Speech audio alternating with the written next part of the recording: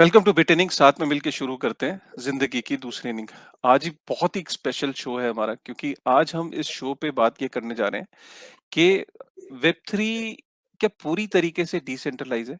जैसे हम ये बोलते हैं कि डिसेंट्रलाइजेशन, वेब थ्री एक वो इंटरनेट है जो कि पूरे इंटरनेट को एक डिसेंट्रलाइज करेगा। जो पावर है वो जो यूजर्स हैं उनके हाथ में आएगी।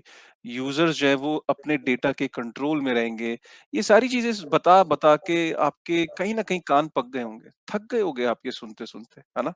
और ये नरेटिव के बेसिस पे आज आप सोचो कि बिटकॉइन के अलावा 19,000 टोकन है, 19 साढ़े 19,000 टोकन्स हैं, तो आप सोचो 20,000 टोकन से ऊपर हो चुके हैं। सिर्फ ये स्टोरी बता के कि डिसेंट्रलाइज है, डिसेंट्रलाइजेशन है, डिसेंट्रलाइजेशन इज द फ्यूचर। लेकिन क्या पूरी तरीके से है? आज इसकी डेप्थ में जाएंगे।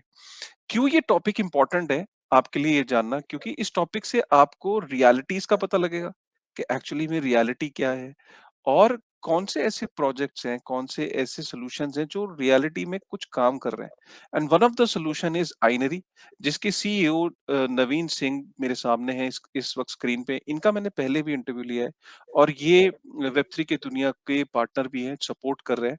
और ये एक ऐसा सॉल्यूशन लेके आ रहे हैं जो कि फ्यूचर में आप देखोगे कि काफी सारी जगहों पे आप इनका इम्प्लीमेंटेशन देखोगे। प्रॉब्लम क्या है कि अभी भी जो वेब थ्री बन रहा है, वेब थ्री की जो ट्रेन है वो वेब टू की पटरी पे चल रही है। वेब टू की जो पटरी है वो सेंट्रलाइज है, और वेब थ्री की एक डिसेंट्रलाइज ट्रेन। पटरी जो है, इंफ्रास्ट्रक्चर जो है सारा का सारा, वो सेंट्रलाइजेशन है। जैसे कि मैं अगर आपको डोमेन नेम की बात बताऊं, आप जब डोमेन नेम डालते हो पॉलीगॉन का या यूनिस्वाप का या किसी का भी डोमेन डालते हो, तो अब आप एड्रेस बार के ऊपर डालते हो, और आपके जो डोमेन नेम्स हैं वो सेंट्रलाइज हैं। जिस एड्रेस बार पे आप डाल रहे हो, जो ब्राउजर है, एक्सटेंशंस हैं, वो सेंट्रलाइज हैं। चाहे आप क्रोम यूज कर रहे हो या इंटरनेट एक्सप्लोरर यूज कर रहे हो, या अब ब्रेव जो है वो, चलिए अब डिसेंट्रलाइज है, लेकिन जो डोमेन नेम है वो अभी भी सेंट्रलाइज है। आपके चाहे डेटाबेसेस हैं वो सेंट्रलाइज है। आप जिस सर्वर से जब डेटा आपका फेच होके आता है, वो सेंट्रलाइज है। तो अगर ये ऐसी बहुत सारी इंफ्रास्ट्रक्चरल जो टूल्स है, उसके ऊपर पूरा का पूरा वेब थ्री बन रहा है। और कहीं पे भी हमने ये देखा कि जब टोर्नेडो कैश का एक क्लासिक एग्जांपल है, कि जब यूएस गवर्नमेंट ने, उसके रेगुलेटर ने बोला कि नहीं, टोर्नेडो कैश को डाउन करो, तो गिटहब ने वहां पे उसको बंद कर दिया, डोमेन नेम वहां पे डाउन हो गया, चाहे वो गोडैडी के पास था उसका डोमेन। तो ये सारी जो चीजें हैं, ये कहीं ना कहीं ये बताती है कि अभी भी काफी सारी चीजें सेंट्रलाइज है। और हमने स्मार्ट कॉन्ट्रैक्ट्स की भी देखा कि स्मार्ट कॉन्ट्रैक्ट्स में जब तक गवर्नेंस नहीं आता, तो कहीं ना कहीं जो उसके जो कंट्रोल है वो फाउंडर्स के पास ही रहता है। वो एक अलग इशू है, किसी और टॉपिक पे बात करेंगे। बट अभी मैं प्रणव से पूछता हूँ। प्रणव, जो भी मैंने ये बातें बोली, do you agree with all this? Definitely मैं क्या अभी प्रॉब्लम क्या है ना, लोगों को लगता है एक डिसेंट्रलाइज एप्लीकेशन ऐसे बनती है कि हमारे पास एक सर्वर बेस्ड एप्लीकेशन है, उसको हमने ब्लॉकचेन पे डाल दिया और वो एक डैप हो गया। हम्म। अ डिसेंट्रलाइज एप्लीकेशन इज डिसेंट्रलाइज्ड जब सब कुछ उसके अंदर जो है, यानी कि जो ब्लॉकचेन जो वो इंफॉर्मेशन अपने अंदर डैप के अंदर ले रहा है, वो एक डिसेंट्रलाइज तरीके से हो। जो उसको प्रोसेस कर रहा है वो एक डिसेंट्रलाइज तरीके से हो। जहां वो रह रहा है, यानी लेयर, जिस लेयर वन या लेयर टू पे वो रह रहा है, वो डिसेंट्रलाइज ट्रस्टलेस लेयर हो। उसके बाद जहां से वो इंफॉर्मेशन को वापस ला रहा है, रिट्रीव कर रहा है एप्लीकेशन फ्रंट एंड के ऊपर, वो डिसेंट्रलाइज तरीके से हो। जहां पे वो यूजर्स एप्लीकेशन के साथ इंटरेक्ट कर रहे हैं और डेटा स्टोर कर रहे हैं, वो डिसेंट्रलाइज तरीके से हो। Every piece in the decentralize application needs to be decentralize. अगर एक भी सिंगल पॉइंट ऑफ फेलियर है, तो it is not just prone to, it is not just value non aligned, यानी वो एक डैप नहीं है, फर्स्ट ऑफ ऑल। और दूसरी बात कि it is very prone to regulations plus a lot of hackability is possible in that. बहुत सारे ऐसे लोग हैं जो जिन्होंने पूरा अपना स्टैक, अपना पूरा डैप को डिसेंट्रलाइज बनाने की कोशिश की, फ्रंट एंड को सेंट्रलाइज बनाया और वो हैक हो गए। बहुत सारे ऐसे एप्लीकेशन जिनमें एक पॉइंट पे ऐसा था कि there were centralisations and that were the source of vulnerabilities. तो एक डैप अभी के जमाने में, because of the current infrastructure that exist, is there is a chance कि वो हमारे पास ना हो। ठीक है, और इसीलिए we just not need to build applications on the blockchains, we just not need to build blockchains, but we need to build infrastructure जो कि एक एप्लीकेशन को डिसेंट्रलाइज एप्लीकेशन बनाए और उसके अंदर सारी चीजें हो, लाइक ओरेकल्स हो डिसेंट्रलाइज तरीके से इंफॉर्मेशन डैप में लाने के लिए, इंडेक्सिंग, डिसेंट्रलाइज इंडेक्सिंग हो द ग्राफ की तरह जो इंफॉर्मेशन को बाहर ले जाए, स्टोरेज लेयर होनी चाहिए डिसेंट्रलाइज तरीके से ताकि जो स्टोर हो इंफॉर्मेशन वो भी डिसेंट्रलाइज तरीके से हो. तो this decentralize infrastructure is a very big problem in the dApp world right now, and we need lots and lots of projects to work on that to solve this ecosystem problem that exists, and I think Inery is doing one such problem solution that we should talk more about. तो मैं नवीन भाई से यही पूछता हूँ कि नवीन भाई, जो डेटाबेस मैनेजमेंट सॉल्यूशन आप लेके आ रहे हो, decentralized database management solution, exactly ये है क्या? कैसे आप एक बहुत इंपॉर्टेंट जो बहुत ही जनरल प्रॉब्लम है इस टाइम वेब 3 की, उसको आप सॉल्व कर रहे हो और कैसे सॉल्व कर रहे हो? और फिर मैं प्रणव से पूछूंगा उसके बाद कि प्रणव, एज अ कोडर और एज अ डेवलपर, और क्योंकि तुम टेक्निकल साइड पे हो वेब 3 की और उसको डे इन डे आउट जी रहे हो, कितना इंपॉर्टेंट है डिसेंट्रलाइज्ड डेटाबेस मैनेजमेंट सॉल्यूशन? ये कितना इंपॉर्टेंट और कितना रेलेवेंट है पूरे इकोसिस्टम के लिए? नवीन भाई, पहले मैं आपसे शुरू करूंगा। थैंक यू कासिफ भाई, और मैं बड़ा खुश हूँ कि प्रणव भी इस उस पे है, ताकि टेक्निकल जो पार्ट है वो ये ले लेगा और आप मेरे को तंग नहीं करोगे। मैं I would just start from the last line जो प्रणव ने छोड़ी है। तो डिसेंट्रलाइजेशन में हम सब डिसेंट्रलाइजेशन की बात कर रहे हैं और हम सब डिसेंट्रलाइजेशन के सेनानी हैं जो उसकी तरफ काम कर रहे हैं एक या दूसरे स्तर पे। लेकिन कुछ प्रोजेक्ट आए हैं, जैसे ओरेकल की बात हुई, चेन लिंक है, फिर उसके बाद जो इंडेक्सिंग की बात हुई, ग्राफ प्रोटोकॉल है, और उसके बाद फाइल कौन से शुरू हुआ था जो डिसेंट्रलाइज स्टोरेज पार्ट है, लेकिन उसकी अपनी लिमिटेशंस थी। इन सब के साथ इनको आगे बढ़ाते हुए एक और स्टेप जो लिया है उसमें हम आए हैं एज आइनरी। तो जैसे प्रणव ने स्टार्ट किया कि डिसेंट्रलाइज जितने भी ऐप हैं वो किसी भी ब्लॉकचेन पे हों, वो सब इस time luckily or unluckily or however you say, unfortunately, they all are using centralized database. वो Redis हो सकता है, वो Postgres हो सकता है, वो MongoDB हो सकता है, MySQL, और वो यूज इसलिए कर रहे हैं क्योंकि उनके पास कोई दूसरा ऑप्शन है नहीं। क्यों नहीं है ये आप मुझे मत पूछेगा, बहुत लोगों ने पूछा कि भाई आप क्यों ये कर रहे हो, कि किसी और ने क्यों नहीं किया। अब इस बात का मुझे पता नहीं किसी और ने क्यों नहीं किया। कुछ एक दो प्रोजेक्ट आए थे जिन्होंने बड़ी सिंसियर कोशिश की, और मुझे जो लगता है मेरे हिसाब से उसमें दिक्कत ये रही कि जो फंडामेंटल लेयर है जो ब्लॉकचेन, उन्होंने किसी दूसरे या थर्ड पार्टी ब्लॉकचेन को चूज किया which was not able to support the requirements of data। जो स्पीड, स्केलेबिलिटी, कई जो डाटा की पार्ट में जो इशू है। तो आइनरी जो ब्लॉकचेन है, it's completely focused on data management.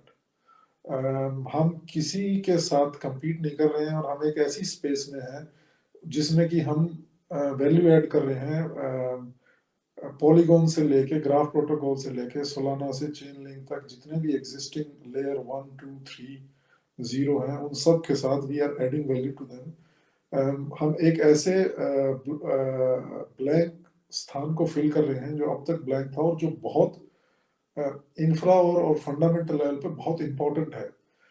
जैसे प्रणव ने थोड़ा सा बीच में मेंशन किया है कि जो हैक्स हैं, जो वल्नरेबिलिटी हैं, वो सेंट्रलाइज डेटाबेस और सेंट्रलाइज डेटा सर्वर्स की वजह से आती हैं। तो आप कहने के लिए डिसेंट्रलाइज एप्लीकेशन है और आप ब्लॉकचेन पे आपने बनाया है, लेकिन उसमें बहुत ऐसी ओवरलैपिंग टेक्नोलॉजीज हैं जो आप सेंट्रलाइज सिस्टम के ऊपर बेस्ड है, और वहाँ हैक होता है।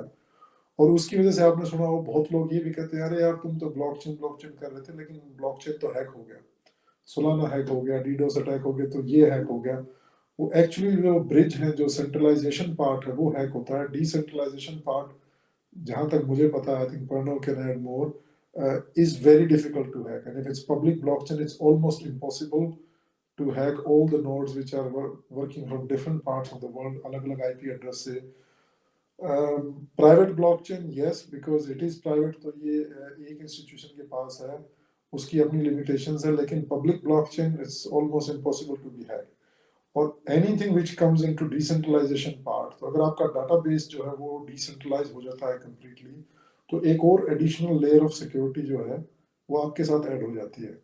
तो जो भी डिसेंट्रलाइज्ड एप्लीकेशंस हैं, इवन की आलम ये है कि जो डिसेंट्रलाइज्ड एक्सचेंजेस भी हैं, मेरी कई एक्सचेंज वालों से बात हुई, जो टियर 2 डेक्सेस हैं, वो भी सब सेंट्रलाइज्ड डेटाबेस यूज कर रहे हैं। वो मैचिंग इंजन के लिए पोस्टग्रेट यूज कर रहे हैं। तो बहुत बड़े स्तर पे वो अब भी सेंट्रलाइज्ड हैं, पर कोशिश है सबकी मिलके कि एक के बाद एक प्रोजेक्ट आ रहे हैं। मेरे हिसाब से आइनरी के अलावा और भी कई ऐसे प्रोजेक्ट होंगे जो फुली डिसेंट्रलाइजेशन के इंफ्रा पे काम कर रहे हैं, because infrastructure is very important. जो आपने बताया कि अगर पटरी वेब 2.0 रहेगी तो उस पर ट्रेन आप वेब 3.0 की उस हिसाब से नहीं दौड़ा सकते, दे हैव लिमिटेशंस। डेफिनेटली। तो एक स्पेसिफिक चीज इसके अंदर ये आती है ना कि डेटाबेस इंपॉर्टेंट क्यों है एक एप्लीकेशन के लिए। हाँ, अगर ये बड़ा मैं इम्पोर्टेंट है। मैं उसी पे आ रहा था हाँ कि अगर जनता को ये पता लग जाए, कई बारी क्या होता है, हमारी जो जनता है ना यार, उसको ये पता ही नहीं है कि डेटाबेस क्या है, क्यों ज़रूरी है, डेटाबेस का डिसेंट्रलाइज़ होना ज़रूरी है और सेंट्रलाइज़ेशन होने से उसकी लाइफ़ पे क्या फ़र्क पड़ रहा है? क्यों मैं ये बात सुनूँ आपकी? मेरी लाइफ़ में कोई फ़र्क मैं ही भी नहीं पड़ रहा। भाई मैं भी उस जनता में से एक हूँ, कोई ना आंसर नहीं मिला। तो तो अगर तो प्रणव ये बता पाओ कि ये ज़रूरी क्यों है समझना कि यार डेटाबेसेस का डिसेंट्रलाइज़ होना? सबसे पहली बात तो एक एप्लीकेशन जो होती है ना वो एक डेटाबेस के बिना बन ही नहीं सकती है। क्योंकि अगर मैं फेसबुक पे जाता हूँ और मेरे फेसबुक पे 100 फोटोज हैं और मुझे 100 फोटोज रोज अपलोड करने पड़ रहे हैं क्योंकि वो कहीं स्टोर ही नहीं होते, तो मेरे लिए फेसबुक कोई काम का नहीं है। अगर मैं इंडिगो पे जाता हूँ और मुझे वेब चेक इन करना है और वेब चेक इन के लिए मैं पीएनआर डालता हूँ और उनके पास कोई इन्फॉर्मेशन ही नहीं है, तो वो इंडिगो की वेबसाइट मेरे कोई काम की नहीं है। क्यों? जो भी आप पीएनआर स्टेटस डालते हो और जो आपको टिकट दिखाता है वो सबका सब उसके डेटाबेस में स्टोर्ड होता है जहां से वो रिट्रीव करके वो इंफॉर्मेशन आपको देता है। फ्रंट एंड पे कुछ नहीं रहता है। एक एक पर्टिकुलर एप्लीकेशन के कैश CACHE कैश के अंदर कुछ भी इंफॉर्मेशन स्टोर्ड नहीं होती है। कितना भरेंगे कैश को? अगर उसको सारे के सारे टिकट से पूरे फ्रंट एंड को भर दिया तो एक एप्लीकेशन को खुलने में 2 साल लग जाएंगे। ठीक है, अगर आपको इंस्टेंटली खोलना है, आपने खोला, अपना पीएनआर नंबर डाला और क्लिक किया, तो ये जो क्लिक होता है ना तो बैकएंड डेटाबेस के पास जाता है। वो डेटाबेस सर्च करता है कि ये पीएनआर से किसकी टिकट है और वो टिकट को निकाल के आपको दिखाता है। This is how an application works. An application has a front and, it has a back end, and then it has a database to actually see ki what is everything stored in that application. A database is as important to that application as the front end or a back end. आप कोई भी application, हम यहाँ पे जो stream कर रहे हैं या फिर आप यूट्यूब पे कोई भी इंफॉर्मेशन देख रहे हो, वो इंफॉर्मेशन क्या आप देख सकते हो बिना लाइक यू नो ये वीडियो कहाँ से आ रहा है आपके पास? फ्रंट एंड के ऊपर स्टोर्ड नहीं है वो। ठीक है, वो कहीं ना कहीं यूट्यूब का डेटाबेस है जहां से वो इंफॉर्मेशन वो रिट्रीव करता है और आपको स्ट्रीम करके दिखा रहा है। जितना इंपॉर्टेंट फ्रंट एंड है जिसके कारण आप यूट्यूब को एक्सेस कर पा रहे हो, उतना ही इंपॉर्टेंट उसका बैक एंड है जहां से वो जो आपने क्लिक किया वो बैक एंड पे जाएगा कि भाई ये वाला वीडियो इसको देखना है, और जो बैक एंड है वो सर्च करेगा डेटाबेस में कि ये वीडियो जो है वो कहाँ स्टोर्ड है, कितना स्टोर्ड है, कैसे इसको रिट्रीव करना है। समझ गए? तो फ्रंट एंड ने इंटरेक्ट किया बैक एंड से, बैक एंड ने इंटरेक्ट किया डेटाबेस से, ताकि आपको फ्रंट एंड पे वो चीज वापस दिख जाए। This is how an application works in real life. Web 2 में भी ऐसा ही होता है, वेब 3 में भी ऐसा ही होता है। ये फर्स्ट स्टेप है हमारी। अब दूसरी बात, क्योंकि हम जो ये डैप बना रहे हैं, डिसेंट्रलाइज एप्लीकेशन बना रहे हैं, अगर सेंट्रलाइज ऐप बनाते तो हमने डेटाबेस एक सेंट्रल सर्वर पे रख लिया, Amazon AWS के सर्वर पे रख लिया, उसको पैसे दिए, उसने हमको डेटाबेस मेंटेन करके दिया, this is how we are able to maintain it. ठीक है, बट हम एक सेंट्रलाइज डेटाबेस नहीं बना रहे हैं ना, हम एक डिसेंट्रलाइज्ड एप्लीकेशन बना रहे हैं। ठीक है, अगर उसमें हमने डेटाबेस को सेंट्रलाइज जगह पे स्टोर करके रख दिया तो गवर्नमेंट छेड़छाड़ कर सकती है, Amazon का AWS सर्वर छेड़छाड़ कर सकता है, कोई भी आदमी जिसके पास उस सर्वर का इंफॉर्मेशन है वो छेड़छाड़ कर सकता है। तो आपने अगर एक डिसेंट्रलाइज यूट्यूब बनाया और उसके अंदर जो इंफॉर्मेशन है वो सब सेंसर्ड है, तो डिसेंट्रलाइज यूट्यूब कहां से होगा? And that is why what Ainery is trying to achieve by decentralising the database at the back end has a lot of purpose. समझ रहे हो? And that is why a application which is a dApp should have a front end in a decentralised fashion, यानी उसके पास जितनी भी API information आ रही है वो एक डिसेंट्रलाइज्ड फैशन से आनी चाहिए। और जो मैनेजमेंट हो रहा है डेटाबेस का, जिससे वो इंफॉर्मेशन आ रही है, वो भी डिसेंट्रलाइज तरीके से रखी जानी चाहिए, वरना आराम से सेंसरशिप हो सकती है। वरना आराम से जो हम बातें करते रहते हैं ना कि nobody can censor it, it is like nobody can, it is trustless, it is decentralise, it is censorship resistant, वो सब खत्म हो जाएगा। तो एक एप्लीकेशन तब तक डैप नहीं है जब तक उसने ये सारे के सारे फिनोमिनास को अचीव नहीं कर लिया है, वेब3 स्टैक के ऊपर अपना एप्लीकेशन नहीं बनाया है। So database is important to make a application happen, and a decentralized database is important to make a decentralized application censorship resistant, resilient, as well as making that application permissionless and trustless. तो dab के सारे phenomena, परमिशनलेसनेस, ट्रस्टलेसनेस, censorship resistant, तब तक exist नहीं करते हैं। तब तक लोग तो सोचते हैं कि सिर्फ एक लेयर 1 पे डाल दिया, अब हम ट्रस्टलेस हो गए हैं, परमिशनलेस हो गए। That's not the case. उनको लेयर 1 के ऊपर भी डालना पड़ेगा, लेयर 2 के ऊपर भी डालना पड़ेगा, जो सेंसरशिप रेजिस्टेंट है, प्लस उनको एक डिसेंट्रलाइज्ड डेटा स्टोरेज सिस्टम भी यूज करना पड़ेगा, ताकि वो वल्नरेबल नहीं हो टू अटैक्स एंड हैक्स। आज अगर AWS, Amazon सर्वर बंद हो जाता है ना, अगर Amazon बोलता है कि मैं कल से सर्विसेज नहीं दूंगा, या आपका जो जितना डेटा है उस सबके साथ छेड़छाड़ करूंगा, आप समझ लो इंटरनेट की दुनिया में तबाही मच जाएगी। अधिकतर जो हम वेब 2 एप्लीकेशन चलाते हैं, वो सब चलना बंद हो जाएंगे, and the world will and. हमको क्या Amazon को उतनी पावर देनी है कि हमारा सारा डेटा स्टोर करके रखे, और कल अगर Amazon एग्जिस्ट नहीं करता है तो परसों से हमारा इंटरनेट खत्म? That's not the world we want to head towards. तो क्या तुम And ये कह that's रहे हो why. कि सॉरी, क्या तुम ये कह रहे हो कि जैसे हर चीज का एक मार्केट पोटेंशियल होता है, जैसे बिटकॉइन का मार्केट पोटेंशियल है कि दुनिया में जितना भी जो बॉन्ड्स हैं, गोल्ड है, ये अल्टीमेटली बिटकॉइन में फॉल करेगा। तो बिटकॉइन का टैम, जैसे कहते हैं टोटल एड्रेसेबल मार्केट, जो है वो 200-250 ट्रिलियन के करीब आंकी जाती है। तो are you trying to tell me कि आइनरी का जो टोटल एड्रेसेबल मार्केट है, जो पोटेंशियल है, वो उतना ही है जितना AWS का है? और अगर आइनरी साइज में ग्रो करता है, या अगर ये सोल्यूशन, अगर कल को इंटरनेट, अगर हम ये कहते हैं कि Web3 is the new internet, is the next phase of internet, तो क्या इनका पोटेंशियल उतना ही है जितना आज की डेट में AWS है का है?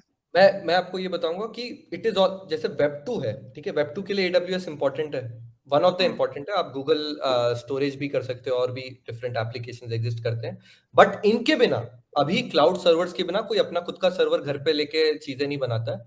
तो उनका टैम जो है वो वेब 2 के बराबर है। जितना वेब 2 में एप्लीकेशंस बनेंगे, उतना ही AWS, उतना ही गूगल सर्वर्स का यूज होगा, और इन जनरल उतना ही उनका टैम बढ़ेगा। जैसे जैसे वेब3 बढ़ता है, जैसे जैसे डिसेंट्रलाइज एप्लीकेशंस का अडॉप्शन, डिसेंट्रलाइज एप्लीकेशंस का यूसेज बढ़ता है, धीरे धीरे लोग वेब 2 से वेब3 की तरफ शिफ्ट होते हैं। तो जैसे जैसे वेब3 डैप्स और एप्लीकेशंस और यूजर्स बढ़ते हैं, वैसे वैसे products and protocols which have a decentralised data storage like Ainery and few other that might be working on this, उनका वैसे वैसे टाइम बढ़ेगा। तो मे बी ऐसा हो कि अभी जो टाइम है वो एक छोटा सा मार्केट हो, जिसमें यूनिस्वैप लोग यूज करते हैं, 1 इंच यूज करते हैं, 2-4 और लाइक लेंस प्रोटोकॉल की चीजें यूज करते हैं, और उसके लिए Ainery might be one of the solutions to have their database. But eventually as dApps become reality, Inery has a potential to become the AWS of Web3, the Google Cloud of Web3. तो बहुत interesting और बहुत important solution है। इसमें भाई मैं एक परिणाम के साथ एक चीज और ऐड करूंगा, जो AWS की जो पावर और AWS की जो वैल्यू है, वो जो सॉल्यूशन वो प्रोवाइड कर रहे हैं उसकी वजह से तो है ही, लेकिन उसके सबसे इंपॉर्टेंट जो वैल्यू है, the data which they hold. तो अगर आप डेटा को देखते हैं तो डेटा की market is around 83 trillion at the moment, and everything is data. तो आप कोई भी एप्लीकेशन उठा लीजिए, व्हाट्सएप जिसको हम डेली यूज करते हैं, व्हाट्सएप के हम कोई पैसे नहीं देते, व्हाट्सएप फ्री है। क्यों है free? Because they use our data with our consent, without our consent doesn't matter, this is a price which we pay, which I think, मेरे पास भी व्हाट्सएप है, आपके पास भी व्हाट्सएप है, हमारे को इतनी दिक्कत नहीं दे रहा, लेकिन in the long terms Google, WhatsApp, Facebook, Instagram, TikTok, कई डॉक्यूमेंट्रीज पेश पे आई हैं, जो भी डाटा ये निकालते हैं, they actually tag us and they make a full dossier on us. तो हमारा, हम सब की एक फाइल बनी हुई है जो कि वेब 2.0 है, जिसके लिए वेब 3.0 का इनिशिएटिव शुरू हुआ कि नहीं, जो डेटा है, जो आपकी प्राइवेसी है, जो आपका इंटरनेट का शेयरिंग है, जो भी आप इंटरनेट पे करते हो, वो एक प्राइवेट बंदे के पास रहे। वो अपनी कंसेंट से जिस मर्जी को शेयर करे। लेकिन ये जो वेब 2.0 वाला सिस्टम चल रहा है कि जैसे अभी प्रणव ने बताया कि अगर कल अमेज़न ये कह देता है कि जी AWS हम वी वांट टू मैनिपुलेट और we want to change it और we want to completely switch it off, तो उसमें तबाही मच जाएगी। और सिर्फ वेब 2.0 वर्ल्ड में नहीं होगी भाई, बाइनेंस से लेके और सारी एक्सचेंजेस से लेके सब बंद हो जाएगा। ठीक है, so that is one part. अब इसकी डिसेंट्रलाइजेशन में बहुत अर्ली डेज में अभी हम हैं। आने वाले शायद 10 साल में लोगों को पता लगेगा कि हम किस बारे में बात कर रहे थे। अब Amazon का एक बंदा, जो भी AWS का CEO है, if he decides to switch off territorial part की, इंडिया की जो कुछ साइट है मैं उनको स्विच ऑफ कर देता हूँ, तो एवरीथिंग वुड कंप्लीटली जैम हो जाएगा। लेकिन अगर सपोज करो वो सारा सिस्टम डिसेंट्रलाइज्ड हजारों नोड्स के ऊपर है और वो डेटा भी नोड्स के ऊपर है, तो एज लॉन्ग एज एक नोड भी लाइव है, nobody can touch it, nobody can switch it off, nobody actually owns it। और ये असल में वेब 3.0 है। और इंफ्रा कंपनियां जो वेब 3.0 पे काम कर रही हैं, सपोर्ट कर रही हैं, वो असल में इस पूरा वेब 3.0 का जो क्लाउड या जो भी इकोसिस्टम बता रहे हो, उसका infrastructure is the most important part to do that. और on the base of that आप कई बहुत कुछ उसके ऊपर बना सकते हो अगर इंफ्रा वहां है तो डिसेंट्रलाइज।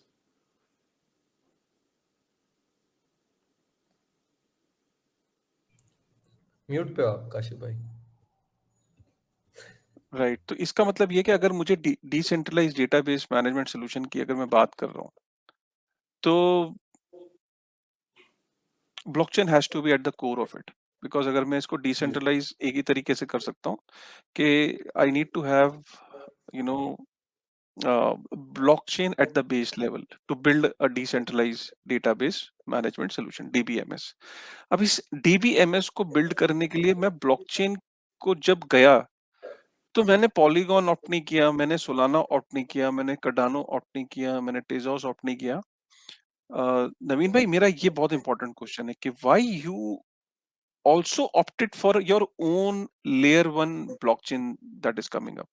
so layer 1 blockchain भी और DBMS भी, तो ये दोनों चीजें एक साथ, ये पॉसिबिलिटी आपको बनती हुई दिख रही है। लेयर 1 को आपने पॉलीगॉन को भी चूज कर सकते थे as a layer 2 scaling solution, आपने अपनी लेयर 1 को ऑप्ट क्यों किया इस DBMS को रोल आउट करने के लिए? भाई जब शुरू किया था तो ये हमारा प्लान था नहीं। हमारा प्लान हाँ, था क्योंकि ट्रेडिशनल आईटी कंपनीज के बिजनेस से आते हुए, प्रणव मेरे ख्याल इस बात से एग्री करेगा, जितने भी कोडर या डेवलपर हैं वो सुबह से शाम तक सिर्फ डाटा बेसिस के साथ काम करते हैं। ठीक है, एक फ्रेमवर्क है, डिपेंड करता है इनको क्या बनाना है, जो भी ये प्रोग्राम करने हैं उस हिसाब से एक डाटाबेस चूज करते हैं कि नहीं इस डाटाबेस के हिसाब से हम हमारे को ये इजी रहेगा। एक फ्रेमवर्क है जिसमें डाटा को, मतलब ये लगाइए एक अलमारी है जिसमें अलग अलग सेक्शन है, उसमें आप डाटा को उस हिसाब से ही डालते हो और उसी अलमारी के हिसाब से जो भी आपने एप्लीकेशन बनाई है वो वैसे के वैसे डाटा को, जो भी उसमें, जैसे PNR का भी एग्जांपल दिया कि आप क्लिक करते हो स्क्रॉल डाउन मेन्यू, फिर क्लिक करते हो PNR नंबर देते हो, वो नंबर जाके सर्च करके डाटाबेस में उसी हिसाब से उसी फॉर्मेट में फ्रंट एंड पे आपको दिखाता है जैसे आपको देखना है। तो वो सारा जो आर्किटेक्चर है वो डेवलपर्स का है। तो बहुत सारे अच्छे डेवलपर्स जो हमारी टीम में हैं और पहले से जो हम आईटी में काम कर रहे हैं, उन सब का जब ये वेब 3.0 का सिस्टम शुरू हुआ तो सबका ये था कि यार हम सब कुछ कर रहे हैं डिसेंट्रलाइजेशन पार्ट में, लेकिन हम कहीं ना कहीं कंप्लीटली सेंट्रलाइज्ड हैं। और वन पॉइंट ऑफ फेलियर या वन जो जैसे एक अगर आपको एक्सेस होता है और आप डिलीट करते हो तो पूरा डाटा आपका जा सकता है, विच इज, और डाटा आपका चला गया तो बहुत बड़ी बड़ी जो दुनिया की इस टाइम सबसे अमीर कंपनियां हैं वो सिर्फ डेटा के बेस पे हैं। आप मेटा को ले लीजिए, फेसबुक को, आप यू नेम, गूगल को ले लीजिए, उनके पास सिर्फ डेटा है। They are richest, if you see in economics, the only power is because they have access to the data and they work with the data। तो data is very very valuable asset हम शायद इसको ऐसे ना देखते हों, लेकिन अगर आप कॉर्पोरेट स्ट्रक्चर में देखें तो डेटा इज एवरीथिंग। एक बैंक को देख लीजिए, बैंक का जो कस्टमर बेस है, या आप टिकटॉक ऐप देख लीजिए, ऐप का जो कस्टमर बेस है, वो डेटा इज मोस्ट इम्पॉर्टेंट।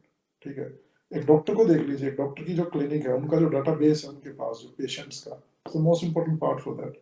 ठीक है, अगर वो नए सिरे से शुरू करता है तो उसको बहुत लंबा टाइम लगेगा वो सारा पेशेंट का जो वो सर्कल है वो बनाने के लिए।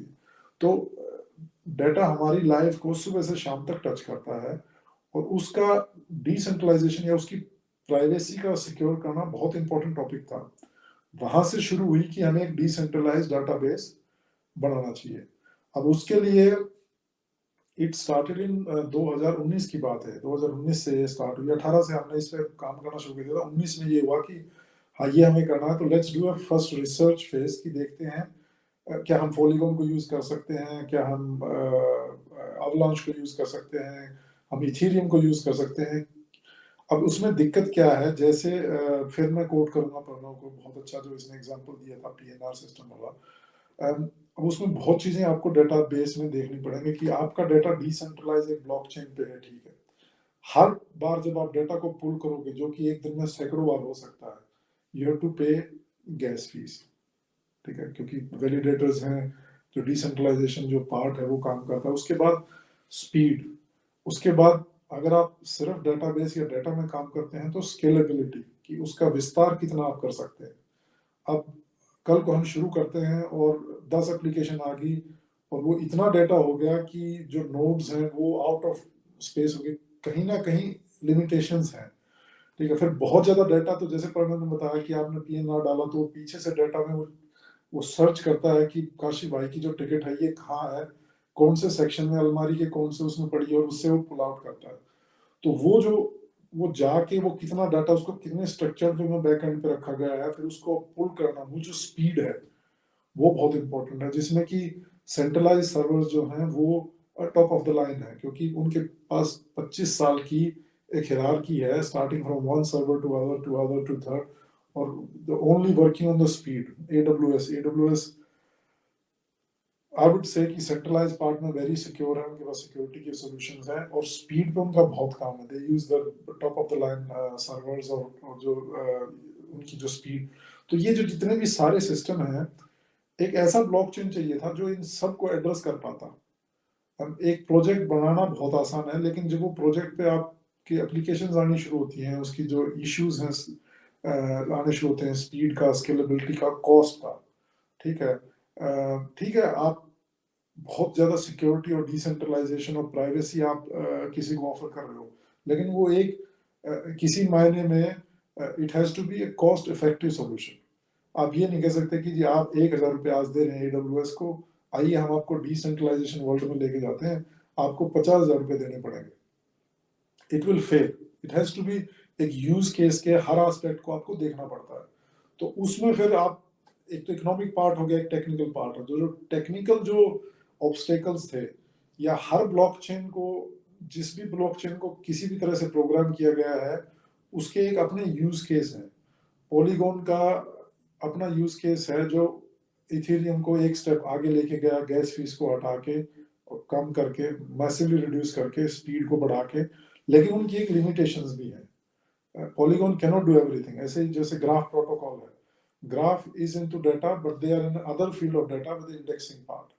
ठीक है, तो आप ये नहीं कह सकते कि मैं ग्राफ को अब यूज करके इसके ऊपर डीबीएसएम से आप बना सकते हैं, लेकिन वो स्केलेबल होगा, वो यूजफुल होगा, वो रियल यूज केस में काम आएगा, वो बहुत बड़े क्वेश्चन थे। तो सारा, अभी उस टाइम एक प्रोजेक्ट आया था जो कि जो one of the biggest open source centralised database है, मोंगोडीबी।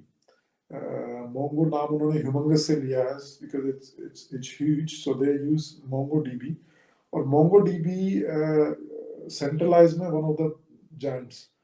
तो they started with a joint venture company called big chain dB, जो कि इसको डिसेंट्रलाइज पार्ट में, या डिसेंट्रलाइज डाटाबेस जो हम कर रहे हैं उसको करने का उन्होंने शुरू किया, और उनको बहुत अच्छा ट्रैक्शन मिला 2019-20 में। लेकिन वो सारा प्रोजेक्ट जो है वो फिजल आउट हो गया।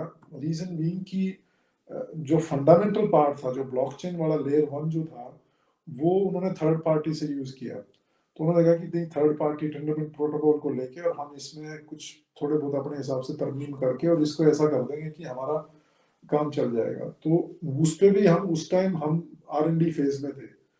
तो जब ये सारी चीज़ें हुई तो आखिर में इस जो टेक्निकल टीम है, मैं तो टेक्निकल टीम का पार्ट नहीं हूँ, लेकिन वो इस नतीजे पे पहुंचे कि जी अगर ये करना है तो इसको अगर ढंग से करना है लॉन्ग टर्म प्रोजेक्ट के लिए, तो खुद का लेयर 1 जो है स्क्रैच से बनाना पड़ेगा और वो उसी हिसाब से डिजाइन करना पड़ेगा कि it actually caters to the requirement of data management system.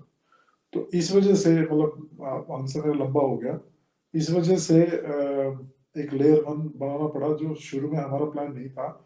It took us also, then the whole project went a little bit longer on the timeline side, क्योंकि we had to build from scratch the layer 1 blockchain and on the top of us then the DBMS system और फिर different libraries और the cross chain functionality जो कि अभी चल रही है। तो आपके प्रश्न का जवाब भाई मुझे लगता है मैंने दे दिया यार, ask me if this is not clear।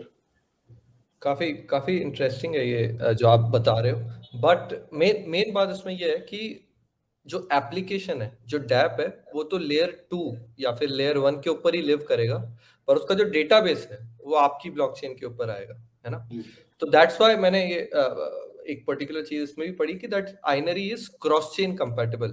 मैं यहाँ पे दिखाता भी हूँ, काफी इंटरेस्टिंग विजुअल है कि कैसे अगर किसी डेवलपर को आइनरी को यूज करना है तो ऐसा होगा कि जो वो he'll actually like deploy his decentralized application on Polygon, on Ethereum, on Solana or whatever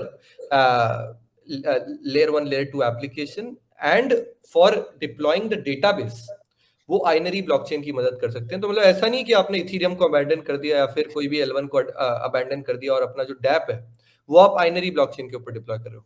is that correct?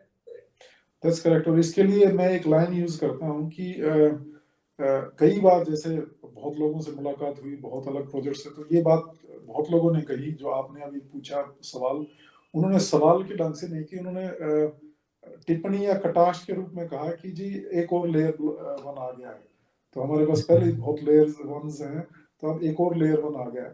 तो मैंने उनको बताया कि ये एक यूनिक जो चीज हमारी प्रोजेक्ट की है, ये नहीं कि मतलब हमारा प्रोजेक्ट है इसलिए कह रहा हूँ, कोई भी प्रोजेक्ट आता है जो ये कह सकता हो कि we are competing with no one but adding value to everyone in the space of Web 3.0, not only Web 3.0 but also Web 2.0।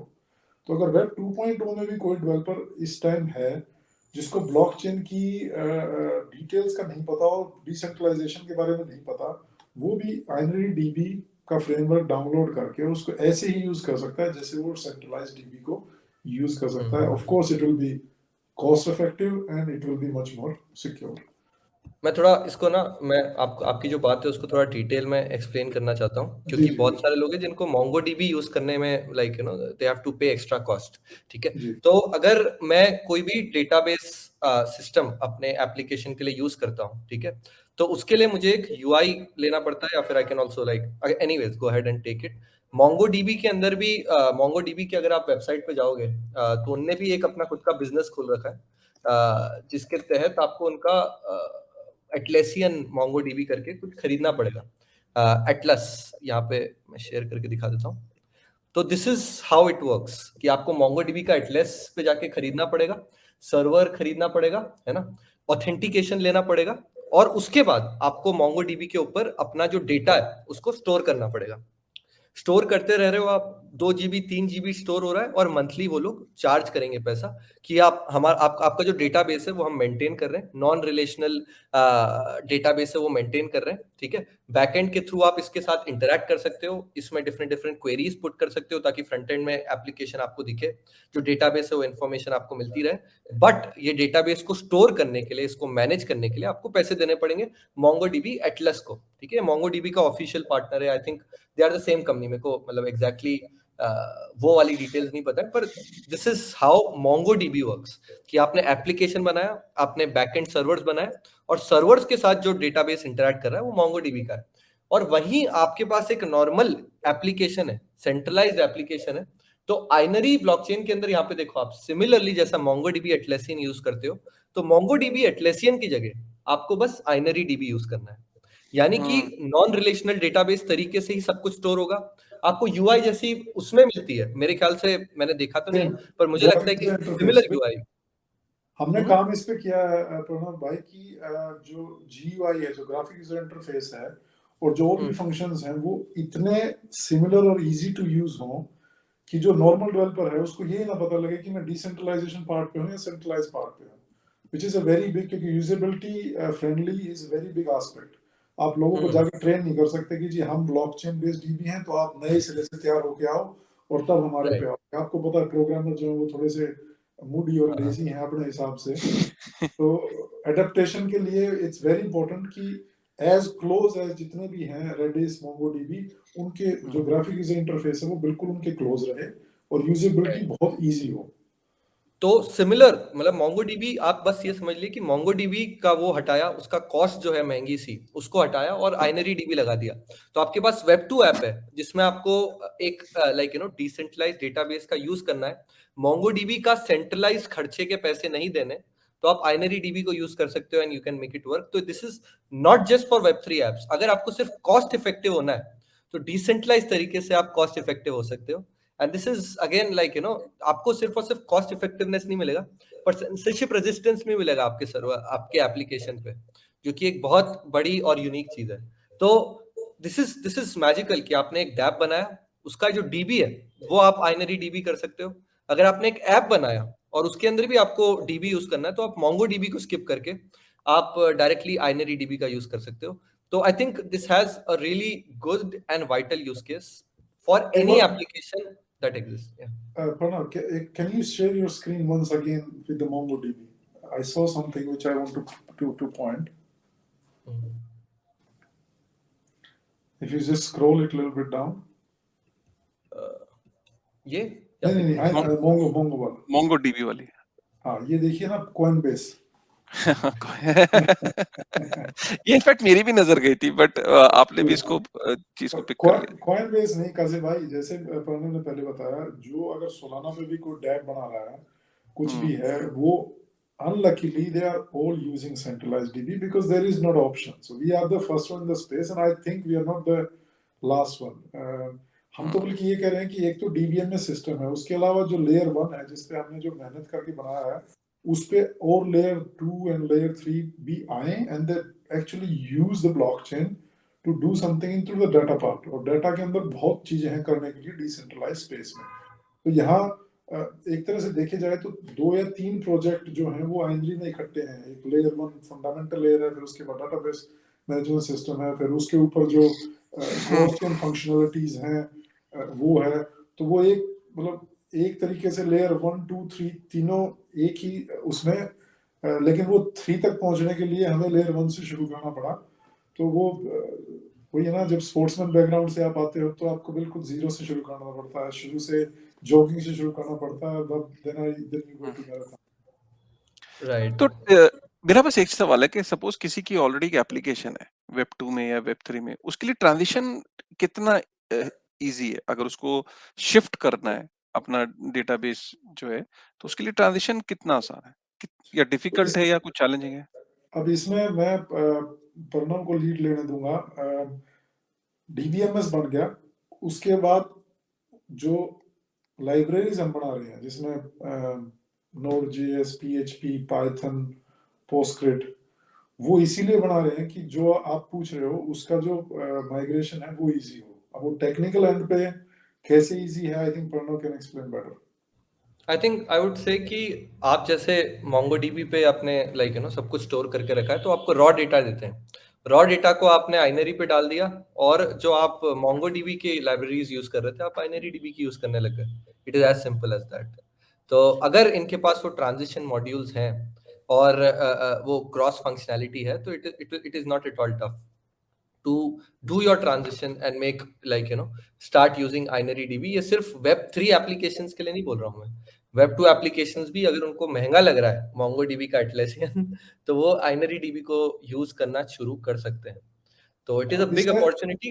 हाँ, इसमें एक चीज मैं ऐड करूंगा, sorry to interrupt you Pranav, कि अगर आपको महंगा लग रहा है वेब 2.0, सिर्फ वेब 2.0 की बात करें भाई, अभी 3.0 पे तो आ ही नहीं रहे, तो जो यूजेबिलिटी है आइनरी की, which that's huge, it actually touches everyone's life which is coming from a programming part। तो जैसे बताया कि कोई भी चीज आप बनाओगे आपको डीबीएम डाटाबेस चाहिएगा, आप सेंट्रलाइज लो डिसेंट्रलाइज लो। हम मार्केट में एक और ऑप्शन लेके आए हैं कि जी डिसेंट्रलाइज भी है, अब तक सिर्फ सेंट्रलाइज थे। तो जब आप वेब 2.0 में हो तो मोंगोडीबी का अगर आप एग्जांपल लेते हैं, तो जो एटलस जो प्रणव ने अभी पहले दिखाया, अगर मैं गलत नहीं हूं तो इट कॉस्ट अराउंड $57, $58 एक बार वो फ्रेमवर्क डाउनलोड करने के लिए। और उसके बाद आपकी लाइफ को एज ए प्रोग्रामर की लाइफ इजी करने के लिए कुछ एड ऑन्स उसमें और ऐड होते हैं, तो वो सम तकरीबन $65 से $70 के बीच में उसकी कॉस्ट आती है, which is okay to start with for a programmer. मुझे लगता नहीं है बहुत ज्यादा, लेकिन अगर इसी को अब आप आइनरी डीबी के ऊपर लेके आते हैं 57, सो और उसके बाद वो जो एड ऑन इनकी फंक्शनलिटी है कोई $2 को $4, तो वो तकरीबन $65 से $70 के हिसाब से ये पड़ता है। उसके बाद फिर हर महीने आपको जो डाटा स्टोरेज के पैसे हैं वो देने पड़ते हैं, ठीक है। वो सेम जैसे आई क्लाउड में हम अगर फोटो स्टोर करते हैं, हम सबके पास आईफोन या एंड्रॉयड है, तो उसके भी हमारे को, या गूगल जीमेल जो है, गूगल ड्राइव के हमारे को पैसे देने पड़ते हैं।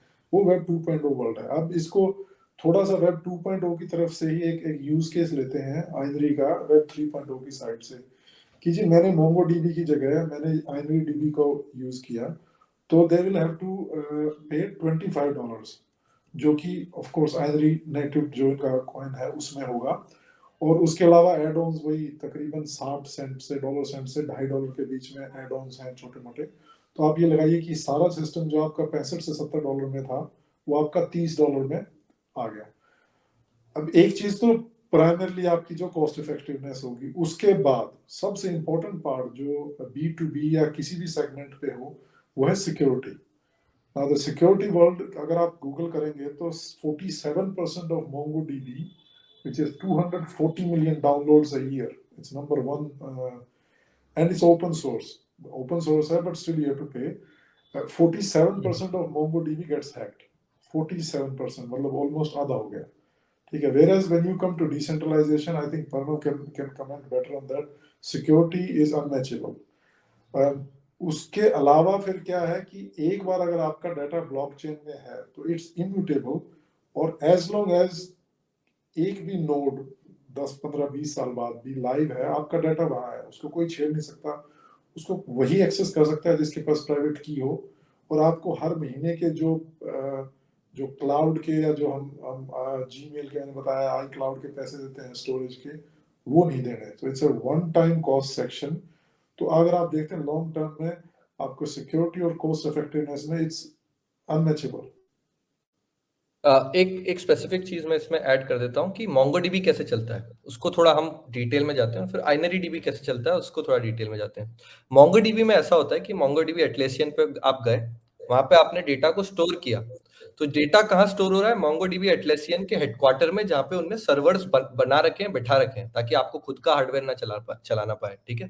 This is a good upgrade for web 2 people जिनको खुद के सर्वर नहीं खरीदने, ठीक है। उन्होंने मोंगोडीबी एटलेसियन को बोला कि भाई आप हमारे लिए स्टोरेज करो, हमारे लिए सर्वर चलाओ, और हमारे साथ जितने 10 करोड़ लोग हैं उनके लिए भी सर्वर चलाओ, तो उनके लिए परवड़ता है, that's cost effective for them, कि मोंगोडीबी एटलेसियन यूएस के अंदर बैठा हुआ है सर्वर्स लेके, जितना भी डेटा आता है वो सर्वर के ऊपर स्टोर करता है, और सर्वर की जो भी कॉस्टिंग है उसके ऊपर एक प्रीमियम लेके वो आपसे चार्ज करता है। This is how MongoDB Atlassian works.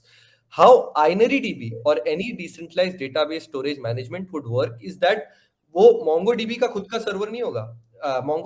जैसे MongoDB का खुद का सर्वर है, वैसे InariDB खुद का सर्वर नहीं होगा, but there will be a decentralized community of nodes and servers जो रन करेंगे डिफरेंट कम्युनिटी पार्टिसिपेशन के द्वारा। ऐसा मैं अज्यूम कर रहा हूँ, and Naveen can Naveen ji can हाँ बिल्कुल, इसके अलावा कोई और ऑप्शन है नहीं। It's the same like any blockchain. तो नोड्स के पास एक स्पेसिफिक इंफ्रास्ट्रक्चर होगा, और हर नोड अपने आप में एक क्लाउड होगा, ठीक है। तो आपके 500 नोड हैं, तो 500 आपके अलग अलग सर्वर हैं, जो कि एक दूसरे से कनेक्टेड नहीं है, बिल्कुल इंडिपेंडेंट है, लेकिन जो डेटा उसमें जा रहा है और डेटा में जो भी चेंज हो रहा है, वो हर नोड्स पे बाद में हर लेजर में वो जो चेंज जो जैसे होता है वो हो रहा है। और वो सारा ecosystem is governed by Inery token. Right.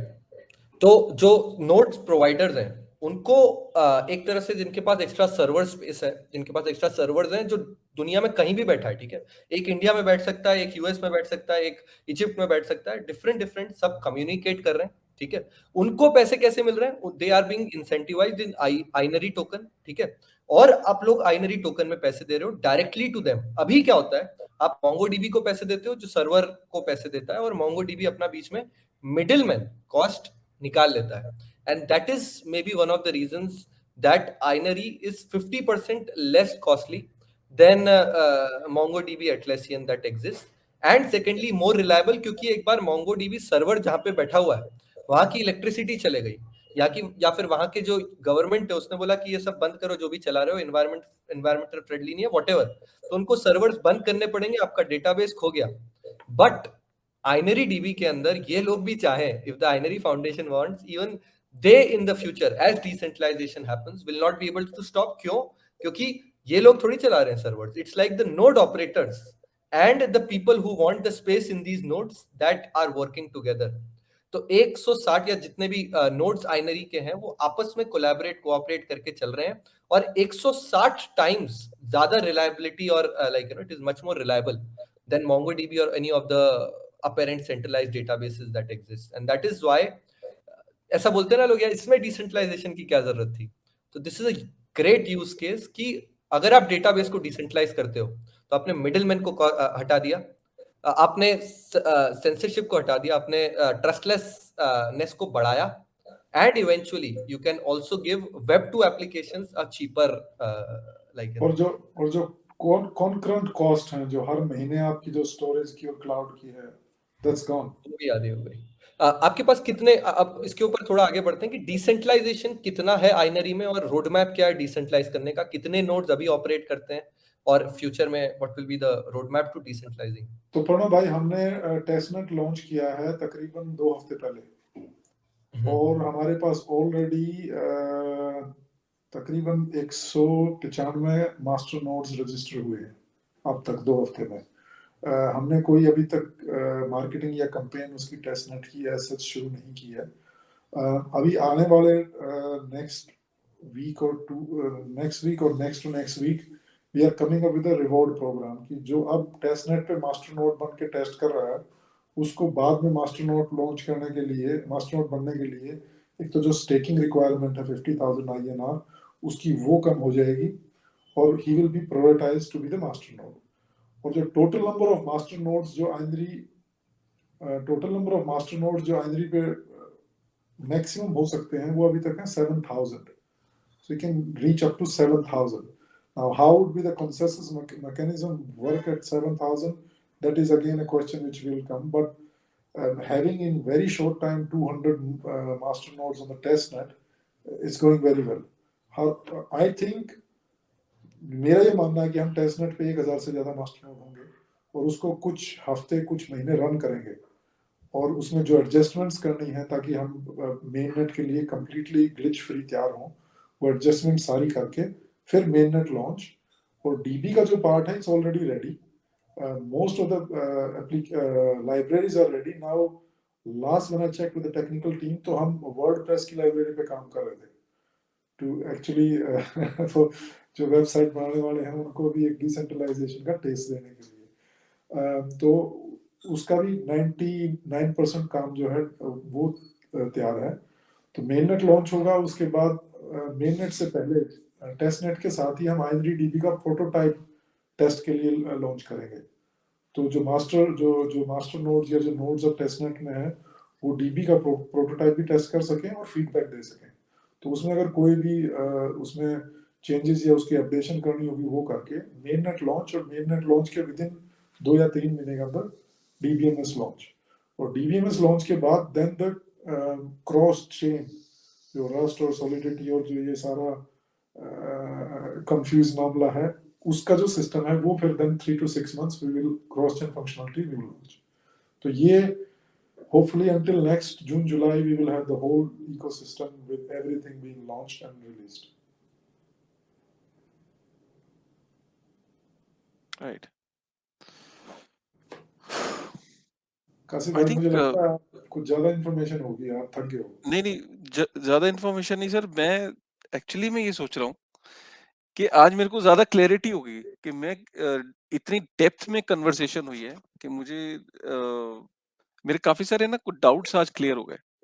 तो मैंने शुरू कुछ में ऐसी आपको चीज़। बताया था कि प्रणव आज आप शो में प्रणव को हाँ, लेके तो आए हो। जो प्रणव ने चीज़ समझाई जिस तरीके से, मुझे काफ़ी सारी चीज़ें क्लियर हो गई और now I can connect the dots.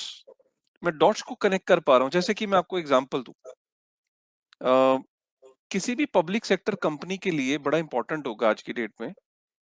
जैसे सपोज़ करिए आज आप पॉलिटिकल एनवायरनमेंट देख रहे हैं, किस तरीके से ग्लोबल एक एनवायरनमेंट डेवलप हो रहा है।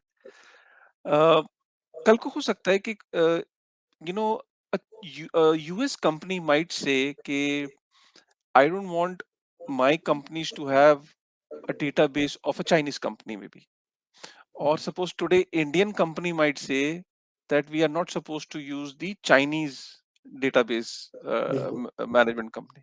जैसे हमने वावे को बैन किया यहाँ पे, एक इंफ्रास्ट्रक्चर था वो भी टेलीकॉम का, हमने वावे को बंद किया।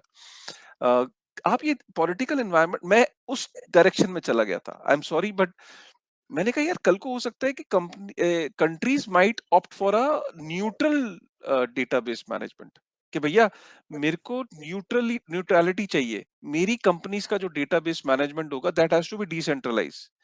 कोई उसको बंद ना कर सके, कोई उसे शट डाउन ना कर सके। कहीं ऐसा ना हो कि एक बड़े क्रिटिकल इवेंट के दौरान मेरा डेटाबेस जो है वो शट डाउन कर दिया जाए एक सेंट्रल एंटिटी के द्वारा। इस पॉइंट की मैं रेलेवेंस को अंडरस्टैंड करने की कोशिश कर रहा था कि कल को हो सकता है इंडियन गवर्नमेंट में या कहीं पे भी बड़ी बड़ी बड़ी जो कंपनीज हैं, they might opt for a solution like Inari. मैं ऐसा सोच रहा था।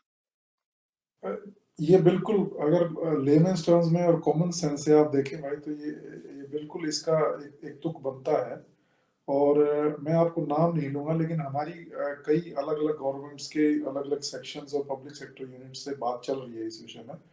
और इंडिया पर्टिकुलरली बड़ा इंटरेस्टिंग है क्योंकि जो इंडियन गवर्नमेंट है वो पुश कर रही है ब्लॉकचेन एडॉप्टेशन के लिए।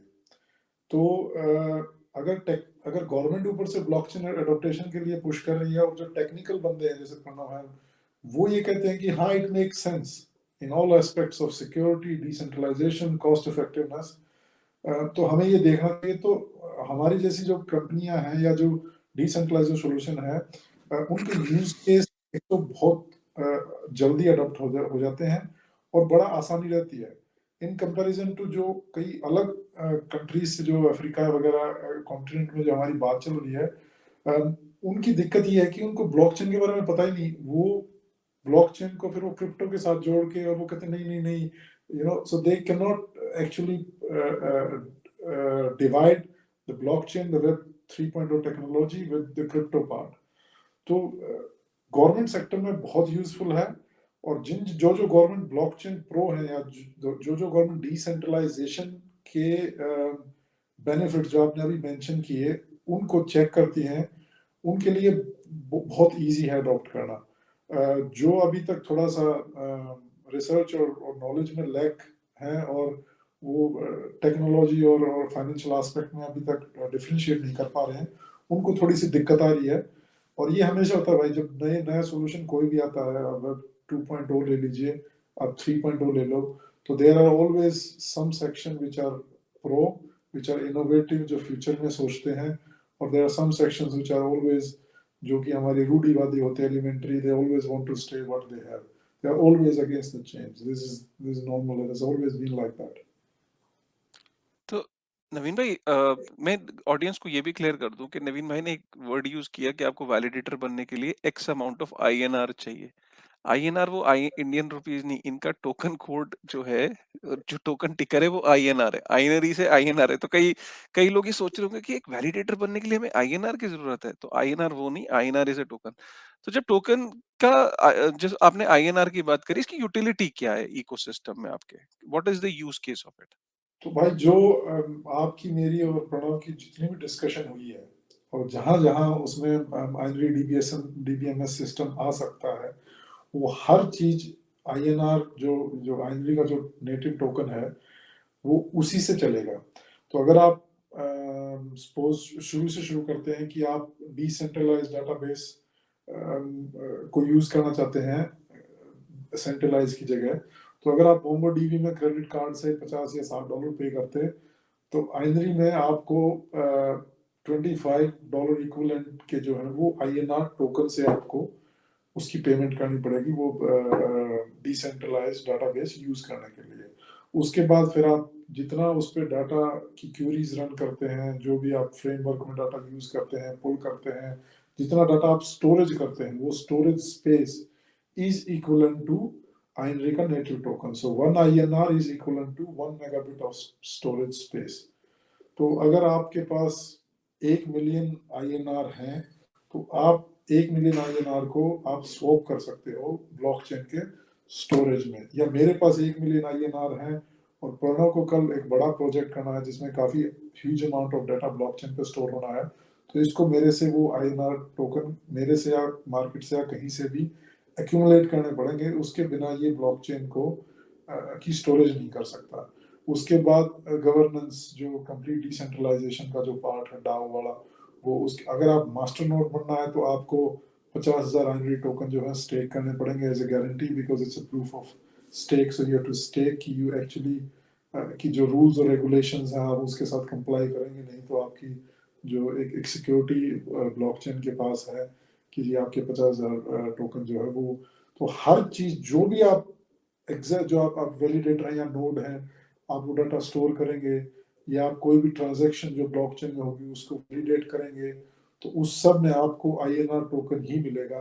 तो हर जगह ये मतलब एक ये लगा लीजिए कि एक अपने आप में एक देश का इकोसिस्टम है जो उसकी अपनी नेटिव करेंसी से, जो कि डिसेंट्रलाइजेशन में या जितने भी आपके दर्शक हैं उनको पता ही होगा, जैसे इथेरियम है, तो इथेरियम में मैं आपको कुछ भी ट्रांसफर कर रहा हूँ तो मुझे इथेरियम चाहिए।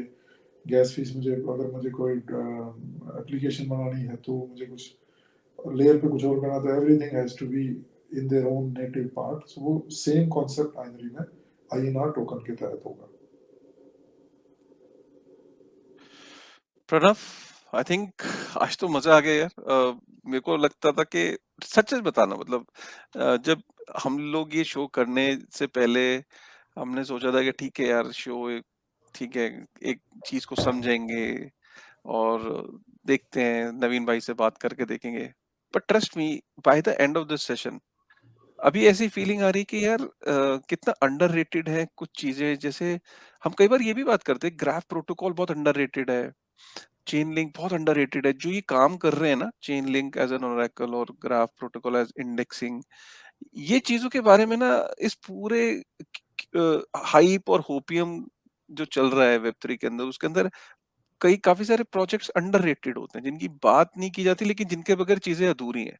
और कहीं ना कहीं उनमें से एक ये जो DBMS है हमारा, ये भी एक ऐसा ही सेगमेंट है जो बहुत अंडररेटेड है। और without this thing we can not have a complete decentralised internet. Any closing remark Pranav? मैं ये स्पेसिफिक चीज बताऊंगा कि मैं बहुत पहले से Web3 स्टैक का बहुत लाइक ना I am trying to evangelise the community in who and developers जो डैप्स बनाते हैं कि भाई छोटे रास्ते मत लो। लोग क्या करते हैं कि अपना एक सर्वर खोलते हैं, सर्वर को इथीरियम या पॉलीगॉन के ऊपर डिप्लॉय करते हैं या कोई भी ब्लॉकचेन के ऊपर डिप्लॉय करते हैं, जो भी उनको ज्यादा ग्रांट्स देते हैं ठीक है, उनके ऊपर डिप्लॉय करते हैं, एप्लीकेशन को यूज करना चालू करते हैं। अगर अच्छे से थोड़े दिन चल गया तो टोकन लॉन्च करते हैं, ठीक है, और उसके बाद हैक हो जाते हैं या देयर आर वल्नरेबिलिटीज, या फिर if they want to become big they have to take certain decisions, जिसके कारण डिसेंट्रलाइजेशन लाइक यू नो को कॉम्प्रोमाइज, क्योंकि उन्होंने इनिशियली किया था तो उनको कुछ ऐसे डिसीजंस लेने पड़ते हैं जिसके कारण like you know the dapp looks very centralised and it वो बाहर आ जाती है बात कि यहाँ से इन लोगों ने एड्रेस को सेंसर कर रखा है या फिर ये वाली पर्टिकुलर चीज है जो ये लोग नहीं चला सकते। And it is a very common phenomena in Web3। और जब तक बुल मार्केट था, जब तक चीजें चढ़ रही थी ऊपर, तब तक ये सर्वर वाले एप्लीकेशंस जो ब्लॉकचेन के ऊपर डिप्लॉयड थे उनको अच्छे पैसे मिल रहे थे, वो अच्छा काम लोग बोल रहे थे बहुत अच्छा काम कर रहे हैं, and they were getting all the fame and game in the whole ecosystem. But जब से वापस डेवलपर मार्केट आया, मैं नहीं बोलता हूँ कि बेयर मार्केट आया, मैं हमेशा बोलता हूँ कि एक डेवलपर मार्केट आया, जब से एक डेवलपर मार्केट वापस आया है हमारे वेब3 के अंदर, तो people have started to realize and question the integrity of these server based applications, कि whether they are decentralized applications, whether they have the capabilities to become decentralized in the future with, like, gradual decentralization, and whether they can serve what they actually admire to be. अगर permissionless token listing करके trade करना है तो आप Uniswap पे करोगे, पर क्या अभी उनका governance is good enough to do that? The answer is no. इसलिए उन्होंने भी एक डाओ बनाया था, वापस उनको फाउंडेशन बनानी पड़ी, है ना? तो इस तरह के कुछ क्वेश्चंस हैं जो शुरू में अनलॉक नहीं होते हैं। हमको लगता है बहुत बढ़िया ऐप है, बहुत बढ़िया यूआई है, सब बहुत अच्छा है, सब अच्छे से चलेगा, इसका टोकन हम खरीदेंगे and eventually this will be the future. But बहुत कम लोग हैं जिनको डेवलपर इकोसिस्टम में समझ आता है कि सिर्फ एक एप्लीकेशन को सर्वर के ऊपर लॉन्च करना is not dapp. A dApp becomes a dApp if there is no single point of failure, and it is very prestigious to make that happen. उसके लिए कुछ आपको इनिशियली टफ डिसीजंस लेने पड़ते हैं, जिसके कारण आपका dapp in the future long term में सस्टेन कर पाए। एंड आई थिंक जो इंफ्रास्ट्रक्चर वो डैप को डैप बनाता है अदर देन L1s, वो सब के सब, मैं तो बोलूंगा सिर्फ आइनरी नहीं, सिर्फ ग्राफ नहीं, सिर्फ चेन लिंक नहीं, पर बहुत सारे ऐसे हैं। सिरेमिक भी इसमें अच्छा काम कर रहा है, IPFS भी इसमें ठीक काम कर रहा है, RV भी इसमें अच्छा काम कर रहा है। There are lots and lots of these applications which are trying to do that. कर रहे हैं नहीं कर रहे हैं वो अलग बात है, but trying to make a dapp a real dapp. All of them, उनकी जो वैल्यू एडिशन है टू द होल इकोसिस्टम वो बहुत अंडररेटेड है। We should appreciate, evangelize these kind of projects that are coming in the Web3 space and call out every dApp जो server based ecosystem पे चलता है कि भाई तुम पूरा Web3 स्टैक दिखाओ अपना। सिर्फ ये मत बताओ कि हमने इथेरियम के ऊपर डिप्लॉय किया है, ये भी बताओ कि तुम पूरी तरह से front end back and database management ecosystem से लेके सब कुछ बहुत बढ़िया पॉइंट, कैसे बहुत चलाओ। शानदार। ये डिस्क्लोजर होना चाहिए। मैं तो कहता हूँ ये हर वेब3 प्रोजेक्ट को मैंडेटरी होना चाहिए कि उसका वेब3 स्टैक क्या है, उसका जो इंफ्रास्ट्रक्चर लेयर है जिस पे वो बना रहा है चीजें, वो पूरी की पूरी डिस्क्लोज करे। और उसको ये भी बताना चाहिए कि वेब3 वेब2 की वो कौन-कौन सी चीजें यूज कर रहा है, डिस्पाइट द फैक्ट कि वेब3 में वो चीजें अवेलेबल है। कल को जनता उसको ये सवाल पूछ ले कि भैया ये बताओ कि जब वेब3 के अंदर सोल्यूशन अवेलेबल है, तुम ये वेब2 पे क्यों जा रहे हो? मुझसे कल को कोई ये पूछ सकता है, मुझसे भी पूछ सकता है कि यार आप ये यूट्यूब पे क्यों बना रहे हो वेब3 की दुनिया? आई विल बी हैप्पी और मैं आंसर करने के लिए भी खुश रहूंगा कि हाँ यार वेब यूट्यूब के बराबर की कोई चीज आ गई है, अब मेरा यार वीडियो वहीं बनना चाहिए। जैसे मेरे को किसी ने बोला आपको हडल के ऊपर ये रिकॉर्ड करना चाहिए, तो मेरी टीम को मैंने बोला है कि यार हडल को इवैल्यूएट करो कि हडल के ऊपर हमें करना चाहिए, हमें स्ट्रीम यार्ड पे नहीं करना चाहिए। देखो धीरे-धीरे ना, जो ये बहुत अच्छा पॉइंट बोला तुमने कि ये मैंडेटरी होना चाहिए किसी भी वेब3 प्रोजेक्ट के लिए कि भैया वेब3 की चीज अवेलेबल थी, मैंने क्यों फिर भी वेब2 की चीज को यूज किया। Good, good ji Pranav ji, thank you. यही तो आपकी बातें, यार आप भाई आपकी बातें। मैं बहुत I am very much impressed आप दोनों के साथ बात करके। पिछले ना 1 साल से मैंने 9-10 महीने से ना मैंने बहुत लोगों से बात की, यूएस से लेके जापान तक, और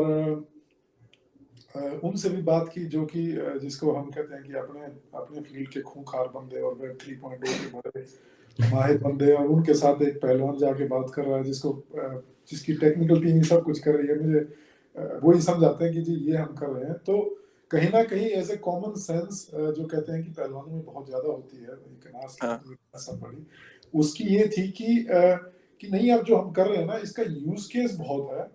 अब इसको अडेप्टेबिलिटी कितनी मिलती है, कितनी फास्ट मिलती है, कितनी स्लो, वो कई चीजें ऊपर वाले के हाथ में है और बहुत अलग अलग फैक्टर्स उसमें काम करते हैं। लेकिन इसका यूज केस हम कुछ ऐसे इसलिए नहीं बना रहे कि सब बना रहे हैं कि चलो हम भी कुछ बना रहे, एक और लेयर बना गया, एक और कुछ और बन गया, वो मुझे उसका अंदाजा मुझे था।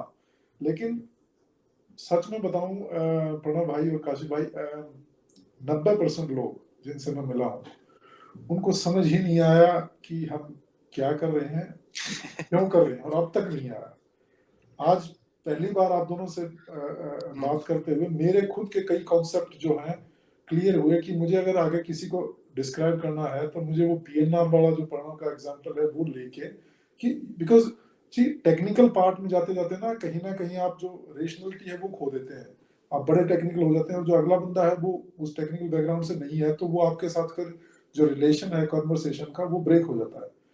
तो बहुत कुछ मुझे भी सीखने को मिला और बहुत अच्छी डिस्कशन रही। तो अब मैं आराम से ये क्या नाम है, वर्जिश करके सो सकता हूँ कि भाई वाक़ई में ठीक चीज़ बना रहे हैं नहीं, जो नहीं, कर रहे हैं। amazing. तो thank you very much. Thank you very much जी, भाई। जी। ठीक है sir, thank you very much और आई एम श्योर कि आज आपको वेब 3 की दुनिया का जो शो है, ये बहुत पसंद आया होगा। खासकर उन लोगों को जो वाक़ई में इस फ़ील्ड को समझना चाहते हैं और काफ़ी सारे तो हमारे ऑडियंस ऐसी भी है, जिन्होंने इतने नोट्स बना लिए हैं, 67 एपिसोड्स हो चुके हैं और 67 एपिसोड्स का रजिस्टर बनाया। फाइनली 2 लोग ऐसे हैं, जिन्होंने हमारी वेब 3 की दुनिया की सीरीज़ पे एक पूरी बुक लिख दी और वो बुक पब्लिश कराने जा रहे हैं। उनकी बुक जो है ऑलरेडी एक शो के ऊपर बुक लिख दी, ये तो मतलब हमने तो लिखी नहीं, हमारी ऑडियंस में किसी ने प्यार से इतने नोट्स बना लिए 67 एपिसोड से कि उसने बुक ही किताब ही लिख दी। ये अपने आप में बहुत हिस्टोरिक काम है और ये ऑडियंस का जो प्यार है वो इसीलिए है कि हम अ, जिस तरीके से चीज़ों को लेके आते हैं, शायद मेरी और प्रणव की शायद वो जुगलबंदी कह लीजिए कि जो लोगों को ऑडियंस को सुनने में अच्छा लगता है, ये डिस्कशन, ये कैंडिड डिस्कशन और जो गेस्ट भी हमारे शो पे आते हैं, उनके साथ भी हमारी कन्वर्सेशन बहुत ही रियलिस्टिक, बहुत ही प्रैक्टिकल होती है, जो कि गेस्ट को भी एट ईज़ फ़ील करता है बताने में। हमें पिछले एपिसोड में लोगों ने यहाँ तक बोला प्रणव को फ़ोन आए कि संदीप नैनवाल जब आए पॉलीगॉन के तो ये आप ही लोग थे कि आपके शो पे वो इतना कुछ बोल गए। मजाल है कि वो किसी और के शो पे इतनी बात बोल जाए। तो उन्होंने तो दिल खोल के रख दिया। तो ये बहुत बड़ी फीडबैक्स मिलते हैं। अच्छा लगता है ये। इसी तरीके से अपना प्यार बनाए रखें नहीं, और मैंने वो भाई वो शो देखा था, उसमें उन्होंने प्रणव की बड़ी तारीफ़ें की हैं, कुछ टाँग भी खींची प्रणव की, लेकिन he was very much impressed. Very good. Because Pranav उनकी अर्ली टीम्स में से थे। ही इज़ एक्स पॉलीगॉन तो आपने भी देखा है वो शो देखिए कितनी ज़बरदस्त बात है और आपका तो मुझे पता है कि बहुत बिज़ी शेड्यूल है बिकॉज़ आप कभी दुबई, कभी कहीं कॉन्फ्रेंसेस में। सो नहीं, वो टेक शुरू आउट टाइम। मैंने शुरू किया देखने के लिए, तो फिर वो नहीं, वो एक लयबंद होगी and I learned a lot. So वो फिर Pranav was explaining, you were coming in between. वो उस शो में ना, वैसे प्रणव ने आपके साथ ज्यादती की, ज़्यादा टाइम प्रणव ले गया आपसे, तो हाँ। वो दे दिया सर मैंने टाइम दे दिया। आजकल ये इथेरियम चलो मर्ज अच्छा, आ रहा है ना तो मैं ज़्यादा टाइम दे रहा हूँ इन्हें। ठीक है, ठीक है। चलो थैंक यू वेरी मच भाई, थैंक चलो यू जी। Pranav, very thank you nice. जी, थैंक यू। सबसे पहले we will like to thank GoSats और राइट सो गोसैट्स बेसिकली आप लोगों ने अगर वो ऐप डाउनलोड नहीं कर रही है तो मैं नीचे लिंक छोड़ दूंगा। आप उस लिंक को क्लिक करके आप वो गोसैट्स की जो एप्लीकेशन है उसको डाउनलोड कर सकते हैं। गोसैट्स एक बहुत ही एक अमेजिंग तरीका है जिसके थ्रू आप अपनी इस एप्लीकेशन के थ्रू जितने भी दुनिया के इंडिया के अंदर जो बड़े बड़े ब्रांड्स हैं, शायद ही कोई ऐसा ब्रांड होगा जिस पे आप शॉपिंग नहीं कर सकते। तो आपको करना क्या है, सिर्फ गोसैट्स की ऐप पे जाना है, सारे वहां पे ब्रांड्स लिस्टेड हैं। अपने फेवरेट ब्रांड पे आप शॉपिंग करो। ब्रांड पे जैसे ही आप शॉपिंग करोगे और उसके बाद आपको बदले में जो रिवॉर्ड के तौर पे और वो परसेंटेज है, अलग अलग ब्रांड्स पे अलग अलग परसेंटेज है, आपको वो आपके अकाउंट में सतोशीज जो है, सैट्स जो है वो क्रेडिट हो जाएंगे। अगर आप बिटकॉइन के फ्यूचर में स्ट्रांगली बिलीव करते हो तो आप सोचो ये कितना अमेजिंग तरीका है जिसके थ्रू आप सतोशीज को अक्यूमुलेट कर सकते हो, क्योंकि आप शॉपिंग भी कर रहे हो और साथ में सतोशीज भी आप कर रहे हो। यहाँ पे आप एक कार्ड भी अप्लाई कर सकते हो, गोसैट कार्ड, जिस कार्ड को आप टॉप अप कर सकते हो। मतलब आपने उसमें आईएनआर डिपॉजिट किया कार्ड के अंदर और कार्ड के अंदर आईएनआर डिपॉजिट करने के बाद आप उसको जितना कहीं पे भी पेट्रोल भराओ, कहीं पे भी आप स्पेंड करो और उस कार्ड को स्पेंड करने के बाद जो बदले में आपको रिवॉर्ड के तौर पे सतोशीज आपके अकाउंट में क्रेडिट हो जाएंगे। गोसैट ऐप जो है ये वॉलेट भी है, तो आपके सतोशीज वहां पे कस्टोडियल वॉलेट में पड़े होते हैं। एक थ्रेशोल्ड लिमिट के बाद आप उन सतोशीज को मूव भी कर सकते हो अपने वॉलेट के अंदर, या आप वहां पे पड़े भी रहने दे सकते हो। कस्टोडियल वॉलेट है बट आप चाहते हो अपनी कस्टडी में लेना, तो सतोशीज को आप मूव भी कर सकते हो। बहुत ही अमेजिंग तरीका है बिटकॉइन को एक्यूमुलेट करने का, बाय करने का। गोसैट्स ऐप को एक बारी मतलब शायद ही कोई इकोसिस्टम में ऐसा व्यक्ति होना चाहिए जिसने GoSats ऐप को यूज नहीं किया है। जो अपने खर्चे हैं, जो चीजें हैं, उनको GoSats के थ्रू करना आप शुरू करेंगे तो सतोशी ज्यादा से ज्यादा एक्यूमुलेट करेंगे। ये तो हो गया GoSats के बारे में। Satoshi is the smallest unit of Bitcoin. Just to Satoshi Sats।